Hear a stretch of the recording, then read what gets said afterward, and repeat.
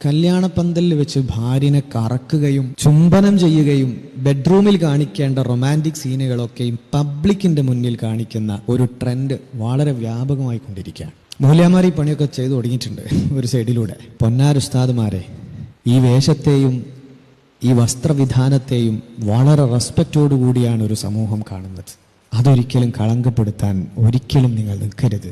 ഒരു സമുദായത്തെ അള്ളാഹു നശിപ്പിക്കാൻ ഉദ്ദേശിച്ചു കഴിഞ്ഞാൽ ആദ്യം ആ സമുദായത്തിൽ അള്ളാഹു എടുത്തു കളയുന്നത് ഹയാഇനെയായിരിക്കും, ലജ്ജയാണ് എന്ന് പുണ്യനബി സല്ലല്ലാഹു അലൈഹി വസല്ലം. അവനവന്റെ ഭാര്യയുമായി ഏറ്റവും നല്ല സല്ലാപവും റൊമാൻസും നല്ല നല്ല പ്രണയ നിമിഷങ്ങളൊക്കെ അത് വളരെ നിർബന്ധമായ അങ്ങേയറ്റം പ്രതിഫലം കിട്ടുന്ന കാര്യമാണ്. പക്ഷേ അതിനൊരു വ്യവസ്ഥയുണ്ട്.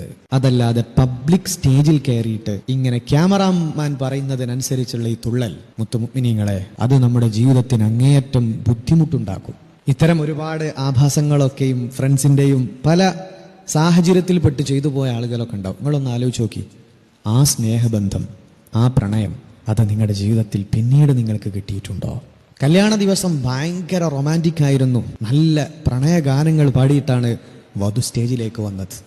അപ്പോഴേക്ക് വരൻ നല്ല റോസാ പുഷ്പവുമായി കാത്തിരുന്നു. നൂറുകണക്കിന് ആളുകളുടെ മുമ്പിൽ വെച്ച് സ്വന്തം ഭാര്യയെ കറക്കുകയും അതിലപ്പുറം റൊമാൻറ്റിക് ആയിട്ട് പല നിമിഷങ്ങളും കാഴ്ചവെച്ചിട്ടുണ്ട്. പിന്നീട് ജീവിതത്തിൽ എൻ്റെ ഭർത്താവ് എന്നെ ഇതുപോലെ ഒന്ന് സ്നേഹിച്ചിരുന്നെങ്കിൽ, എൻ്റെ ഭാര്യ ഇതുപോലെ ഞങ്ങളുടെ പേഴ്സണൽ ജീവിതത്തിൽ ഭാര്യയ്ക്ക് എന്നോട് ഇത്ര സ്നേഹം ഉണ്ടായിരുന്നെങ്കിൽ എന്ന് നിങ്ങൾക്ക് തോന്നിയിട്ടില്ലേ? എന്തായാലും ഏത് ജീവിതമാണെങ്കിൽ അവിടെ അല്ലലും അലട്ടലും പ്രശ്നങ്ങളൊക്കെ ഉണ്ടാകും, സ്വാഭാവികമാണ്.